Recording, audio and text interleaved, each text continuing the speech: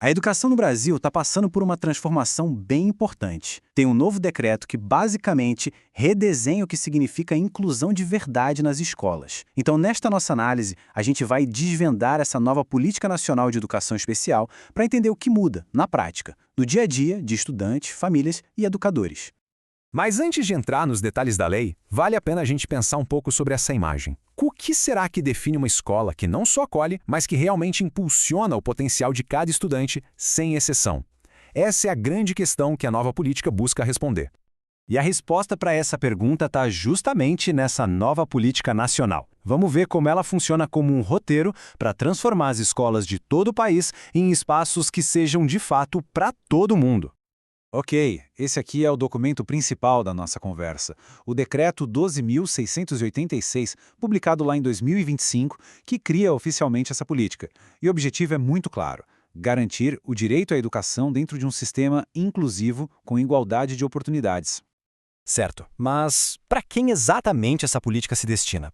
O decreto define direitinho o público-alvo. E olha só, estabelece um ponto jurídico muito importante. Para todos os efeitos desta lei, estudantes com transtorno do espectro autista são considerados pessoas com deficiência. Isso garante a eles os mesmos direitos e suportes. Agora, o que é mais interessante aqui é a mudança de mentalidade, sabe? É uma verdadeira virada de chave. A gente sai de um modelo que até permitia segregação para uma visão onde a regra agora é a inclusão em turmas de escolas comuns.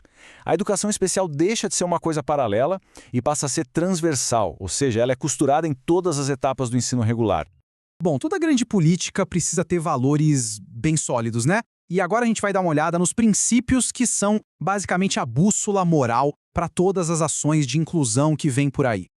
O artigo 2º detalha esses pilares. Então a política se baseia na educação como um direito de todos, na igualdade de oportunidades e em ver a diversidade como um valor. E tem mais, um combate ativo ao capacitismo, que é o preconceito contra pessoas com deficiência e a exigência de um trabalho conjunto conectando educação com saúde, assistência social para dar um apoio completo. Mas e na prática? Como é que esse apoio vai acontecer no dia a dia da escola? Vamos sair um pouco do porquê e entrar no como, conhecendo o principal mecanismo de suporte que a política traz. A peça-chave aqui é o chamado Atendimento Educacional Especializado, o AEE. Pensa nele como uma caixa de ferramentas, cheia de recursos e estratégias pedagógicas. Para os estudantes com deficiência ou TEA, ele vem para complementar o ensino. Já para os que têm altas habilidades, ele suplementa, oferecendo mais desafios. E aqui vem um ponto fundamental, que está lá no artigo 8º. A matrícula no AEE é um recurso a mais, um reforço. Ela nunca, de jeito nenhum, substitui a presença do aluno na turma comum. O objetivo é fortalecer a participação na sala de aula regular e não criar um caminho separado. Ok, agora vamos focar na jornada de cada estudante. Como é que esse apoio é pensado e desenhado para atender às necessidades específicas de cada um? Tudo começa com o que a lei chama de estudo de caso. É um processo bem organizado com 4 etapas. Primeiro, a equipe identifica as necessidades do aluno. Depois, analisa as barreiras que existem na própria escola.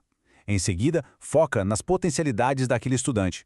E, por fim, define as melhores estratégias e recursos para derrubar as barreiras e garantir a aprendizagem. E o resultado desse estudo todo é o PAI. Ele funciona como um mapa personalizado, sabe? Um roteiro que vai guiar o trabalho de todos os profissionais envolvidos com aquele estudante, tanto na sala de aula comum quanto no AEE. Agora atenção, porque a gente chegou num dos pontos mais revolucionários de toda essa política. É uma mudança que quebra um paradigma antigo. O artigo 11 é muito claro. O suporte educacional não pode ser condicionado a um laudo médico. A consequência disso é gigantesca. Significa que a escola não precisa mais esperar por um diagnóstico para começar a agir. O foco muda completamente. Em vez da pergunta ser qual é o laudo, a pergunta passa a ser quais são as barreiras para a aprendizagem e como a gente pode removê-las. É uma troca fundamental do olhar clínico pelo olhar pedagógico. É claro que, para tudo isso virar realidade, precisa ter um sistema de apoio muito bem estruturado por trás. Vamos ver agora quem são as pessoas e quais são as estruturas que formam essa rede nacional. Dentro da escola, 2 figuras são essenciais: De um lado, o professor do AEE, que tem formação superior e é o especialista que planeja e executa o atendimento. Do outro, o profissional de apoio escolar, com ensino médio, que ajuda nas atividades do dia a dia, como locomoção, higiene e comunicação, garantindo que o estudante possa participar de tudo.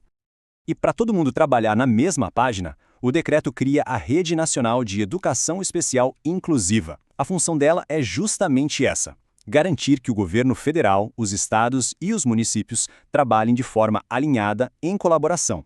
E os objetivos dessa rede são bem práticos: investir mais na formação dos profissionais, garantir que a educação converse com a saúde e assistência social, usar dados para entender o que está funcionando de verdade e, principalmente, criar e espalhar conhecimento e materiais que ajudem as escolas no trabalho diário. E assim a gente fecha esta análise. Essa nova política desenha um caminho bem claro e ambicioso. A pergunta que fica no ar é: agora, com essa estrutura legal definida, qual vai ser o próximo grande desafio para a gente transformar de verdade cada escola em um espaço de inclusão para todos? É uma reflexão e tanto para o futuro da nossa educação.